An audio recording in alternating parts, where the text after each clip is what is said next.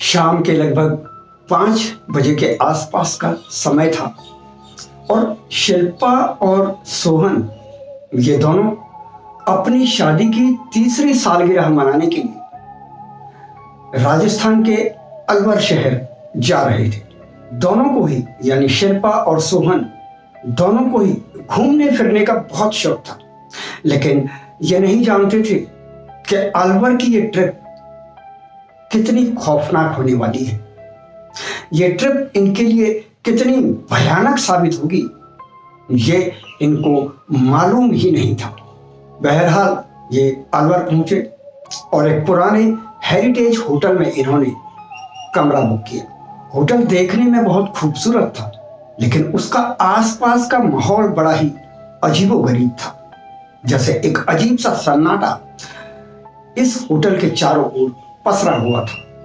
कमरे में अपना सामान रखते समय शिल्पा ने खिड़की से बाहर जब देखा तो उसे दूर एक किला दिखाई दिया। यह किला लगभग जर्जर सी हालत में था, यानी टूटा फूटा खंडहर नुमा किला। इस किले को देखते हुए शिल्पा सोहन से बोली, देखो खिड़की से बाहर कितना डरावना किला है, कितना खौफनाक दिखाई दे रहा है। शिल्पा की ये बात सुनकर सोहन हंस पड़ा और बोला, तुम भी हर पुरानी चीज में भूत ढूंढ ही लेती हो।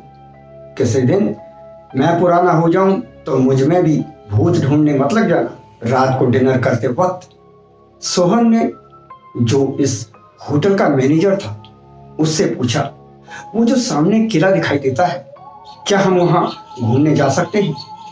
यह सुनते ही उस मैनेजर का चेहरा एकदम गंभीर हो गया और उसी गंभीर चेहरे को लेकर वो गंभीर स्वर में बोला, साहब उस किले में मत जाइएगा।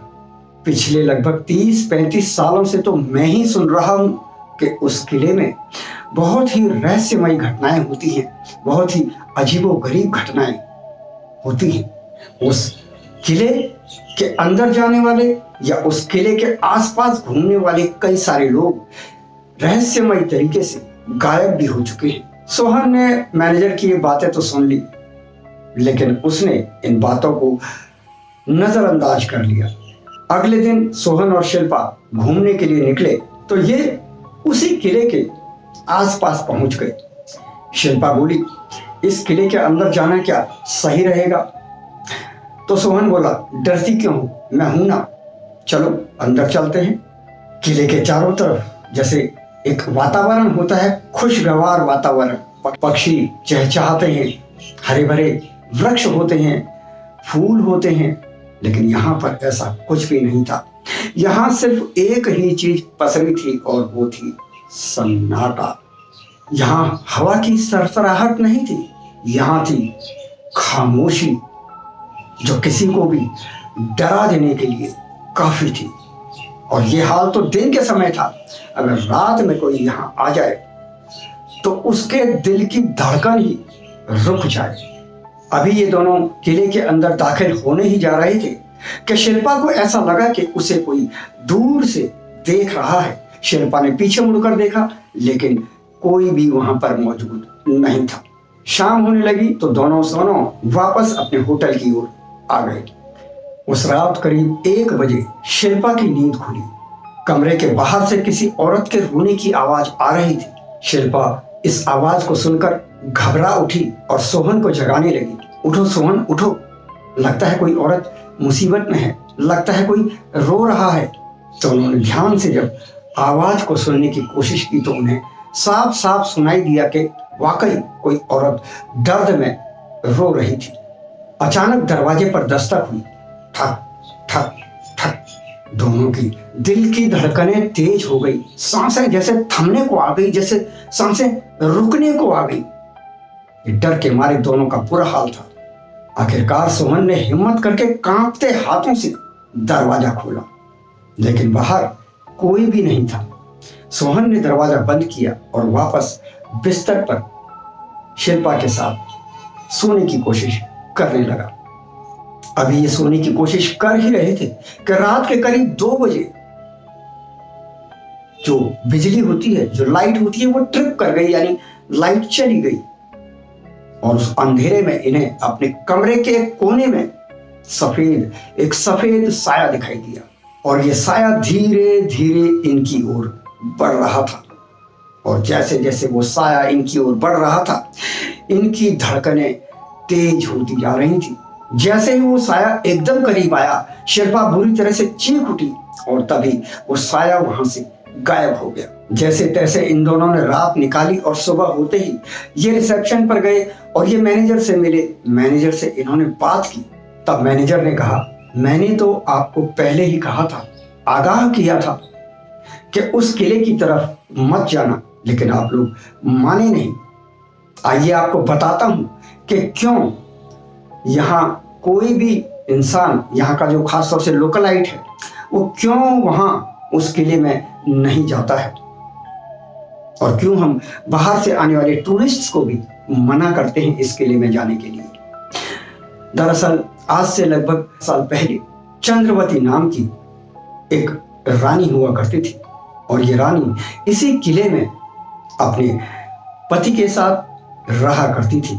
ये दोनों राजा रानी इस किले में, इस महल में रहते थे और तब एक दिन इसके पति ने, यानी कि जो राजा था, राजा ने अपने एक मित्र राज्य के राजा को भोज पर बुलाया। वो राजा जब भोज पर आया और भोज करते करते भोज के समय जब अपने मित्र की पत्नी को देखा तो उस पर मोहित हो गया, आसक्त हो गया और किसी भी तरह से ये उस रानी को पा लेना चाहता था। ये अपने मित्र की उस पत्नी को पा लेना चाहता था, अपने पास, अपने महल में, अपने राज्य में ले जाना चाहता था। एक दिन मौका पाकर पड़ोसी राज्य के इसी मित्र ने इस किले पर आक्रमण कर दिया, राजा को मौत के घाट उतार दिया और रानी को अपने साथ ले जाने की कोशिश करने लगा। लेकिन रानी ने चलने से इनकार कर दिया। ऐसा करने पर राजा ने उसके साथ पहले तो दुराचार किया, गलत काम किया, फिर उसके सेनापति ने भी उसके साथ गलत काम किया और इस रानी को वहीं तलवार से खत्म कर डाला और लौट गए। तब से कहते हैं कि रानी चंद्रवती की आत्मा इस किले के आसपास घूमती है और लोगों को डराती है, परेशान करती है। जो भी इस किले के अंदर जाता है या आसपास जाता है, उसके पीछे पड़ जाती है और उसे बुरी तरह से तब तक डराती है जब तक वो मानसिक रूप से विक्षिप्त ना हो जाए या फिर मर न जाए। मैनेजर के मुख से ये बातें सुनकर सोहन और शिल्पा का गला सूख गया। उनका दिमाग काम करना बंद कर दिया। उन्हें अब समझ नहीं आ रहा था कि क्या किया जाए। तब मैनेजर ने उन्हें कहा कि आप फिक्र ना करें, यहाँ पास में ही एक पुरोहित जी रहते हैं, मैं उनके पास आप दोनों को किसी लड़के के साथ भेज देता हूँ, वो कोई ना कोई समाधान अवश्य निकाल देंगे। पहले भी उन्होंने इस तरह की कई समस्याओं का समाधान निकाला है। और तब सोहन और शिल्पा दोनों ही उस पुरोहित के घर की तरफ चल पड़ते हैं। साथ में मैनेजर ने एक लड़का भी उनके साथ भेज दिया था। पुरोहित के पास जाते ही पुरोहित को ये कुछ कह पाते उससे पहले ही पुरोहित जी सारी बातें बता देते हैं और कहते हैं कि वो साया अब भी तुम्हारे साथ है, सिर्फ अभी वो तुम्हें दिख नहीं रहा, लेकिन मैं उसे देख सकता हूं। इतना कहने के बाद पुरोहित जी ने अपनी जो विशेष यज्ञ की सामग्री थी वो इकट्ठी की, दोनों को सामने बिठाकर विशेष मंत्र उच्चारित करने शुरू कर दिए। यज्ञ की अग्नि प्रज्वलित कर दी। कम से कम 2 से 2.5 घंटे की ये पूजा चली और तब जाकर थोड़ा थोड़ा गंगा जल सोहन और शिल्पा को दिया गया। और फिर पुरोहित जी ने कहा कि अब तुम्हें डरने की कोई आवश्यकता नहीं, अब वो आत्मा यहाँ से जा चुकी है, रानी की वो आत्मा अब तुम्हें नहीं सताएगी। पुरोहित जी से आशीर्वाद लेकर दोनों ही उस लड़के के साथ वापस होटल की ओर लौट जाते हैं। लेकिन अब ये उस होटल में ज्यादा देर नहीं रुकते, बल्कि 1 से 2 घंटे के बीच में ही होटल को चेकआउट करके वापस अपने घर की ओर रवाना हो जाते हैं। तो मित्रों, ये थी कहानी शिल्पा और सोहन की। घटना आपको कैसी लगी, कहानी आपको कैसी लगी, कमेंट बॉक्स में लिखकर हमें ज़रूर बताइएगा। साथ ही साथ चैनल को सब्सक्राइब ज़रूर कर दीजिएगा ताकि आपको मिलती रहे ऐसी ही अच्छी अच्छी घटनाएं, ऐसी ही अच्छी अच्छी कहानियां सुनने और देखने को। वीडियो पसंद आई हो तो एक लाइक दे दें, अधिक से अधिक लोगों तक शेयर और साझा करें। मैं लेता हूं अब आपसे आज्ञा, फिर मिलता हूं अगली वीडियो में। तब तक के लिए नमस्कार।